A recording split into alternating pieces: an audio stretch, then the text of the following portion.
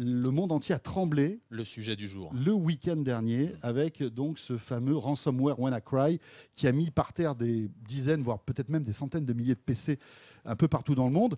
On va expliquer ce qui s'est passé, hein, en gros, très rapidement. On allume un PC, il ne marche plus parce qu'on a cliqué au mauvais moment sur un exe qui bloque la machine et vous vous retrouvez avec un écran qui vous dit écoutez, si vous voulez débloquer ce PC, retrouver toutes ces données pour qu'il redevienne comme avant, il faut donner $300 et vous devez vous dépêcher. Enfin, je crois que c'était des bitcoins en plus. Enfin, c'est des bitcoins, oui. Voilà, donc c'était beaucoup d'argent.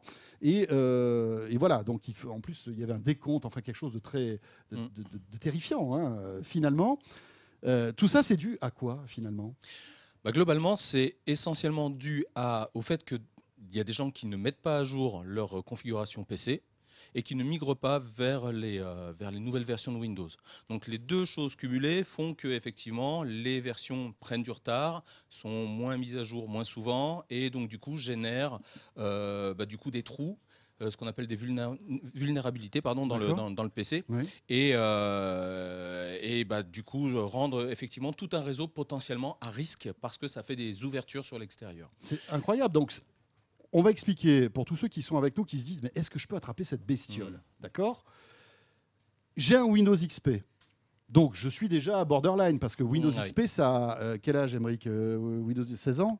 Ouais, ça a 16 ans. C'est 2001, hein, c'est ça, hein ? Ouais, ça a pas mal d'années. Donc, et c'est plus supporté par Microsoft, d'ailleurs. C'est plus supporté par Microsoft. 2014. Mais malgré tout, Microsoft a sorti un patch pour Windows XP. La bonne nouvelle, c'est ça. C'est que, vu l'ampleur du phénomène, on a sorti un patch qui s'adresse aussi aux versions non supportées ou plus supportées de Windows. Donc là, c'était vraiment notre responsabilité et on l'a fait dans ce sens-là.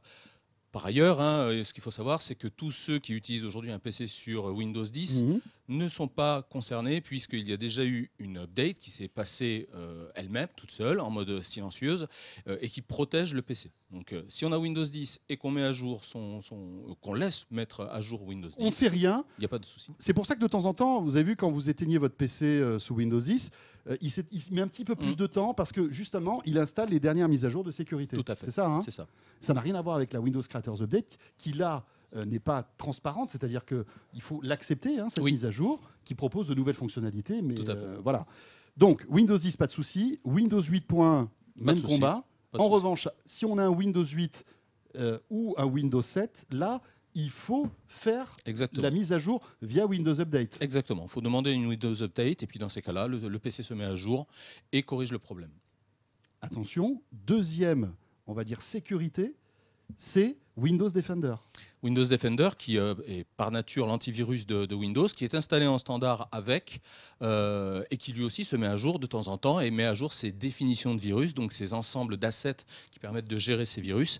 Et bien entendu, là aussi, sous Windows 10 et les récentes versions, ça se met à jour automatiquement. Ouais. Pour les versions un peu plus anciennes, parfois il faut le demander à la main. Mais de toute façon, ça fait partie de l'hygiène normale d'un PC, c'est de demander de temps en temps s'il y a un update. Et surtout, prendre l'habitude de ne jamais cliquer sur un exécutable qui viendrait par un mail ou un autre biais.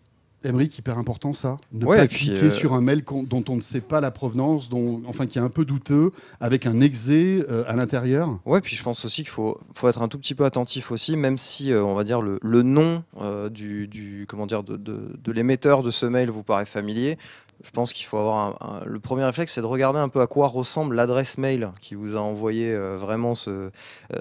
qui est liée au contact. Si ça vous dit absolument rien ou qu'elle est complètement alambiquée, dans le doute, vaut mieux supprimer, quitte à ce qu'on vous renvoie le mail. Ah, t'as pas reçu mon mail, bah non, tiens, je te le renvoie, et voilà.